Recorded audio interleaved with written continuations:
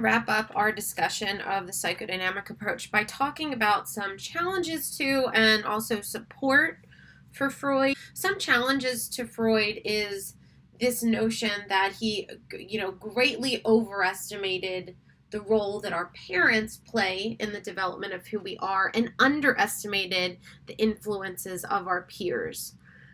The idea that defense mechanisms work to disguise our sexual and our aggressive impulses, not so much, but defense mechanisms do work to protect our self-esteem. His theories offer kind of after the fact explanations, but don't predict behaviors and traits ahead of time. And one that's really important to understand is this notion of repression. We talked about repression in our last video, this an unconscious forgetting. Repression is a very, very rare mental response to trauma. We know now through modern research.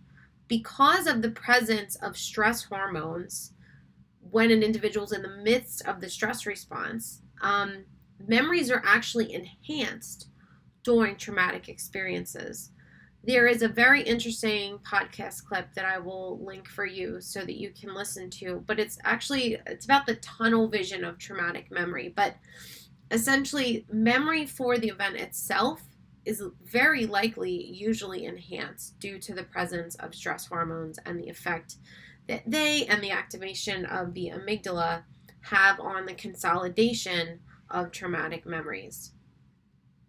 Support for Freud, modern research shows, is that we do unconsciously defend ourselves against anxiety, like he claimed with his theory of defense mechanisms.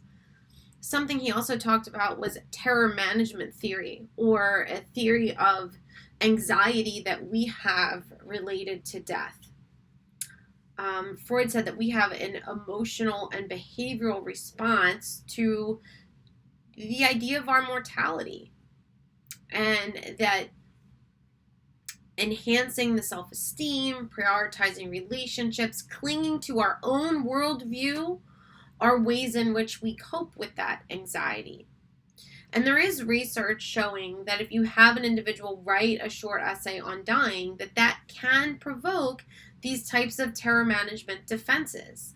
It leads an individual to increase aggression towards their rivals and also feel esteem for themselves. And finally, we mentioned this in the last video with the clip that I closed out with, but for reaction formation in particular, the research surrounding homophobia, the idea that men reporting anti-gay attitudes in research have shown or experienced greater arousal when watching videos of homosexual men having sex. And they mentioned in the video that I showed you, or the clip I showed you in our last video, that we see kind of sometimes these very high profile cases of an individual, in this case a congressman, who was very, very outspoken against the rights of LGBTQ individuals and same-sex marriage, all of a sudden then themselves come out as being gay. So there is some interesting research in reaction formation and also projection. When we project how we're feeling onto other people, that could be a product of what we call the false consensus effect, where we tend to overestimate the extent to which other people agree with us, or we overestimate the extent to which other people share our beliefs and our behaviors. And research does show that we seem to be driven by our need to protect our self-image. So there's some modern support for Freud.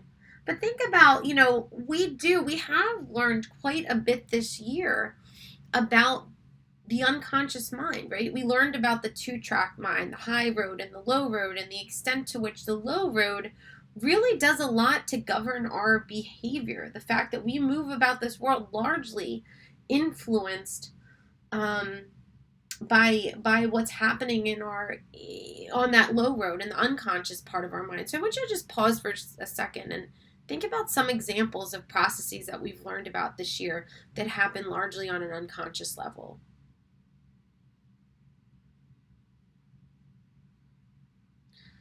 We've talked about schemas, how these schemas that are built out of our experiences and set our expectations control the way we view the world, the way that we perceive and interpret what happens around us. Priming is a great example, accessing the unconscious in a way that then goes on to influence our behavior later on.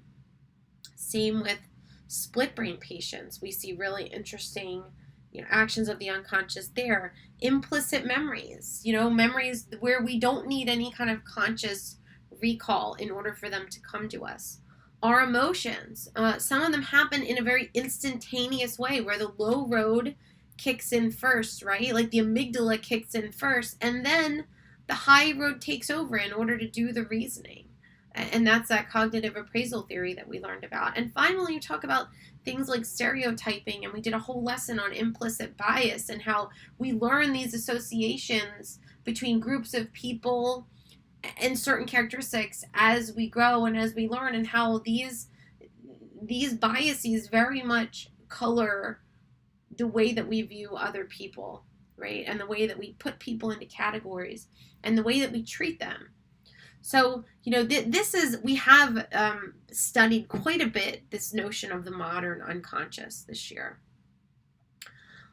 And that brings us to our neo-Freudians. And I want to focus today on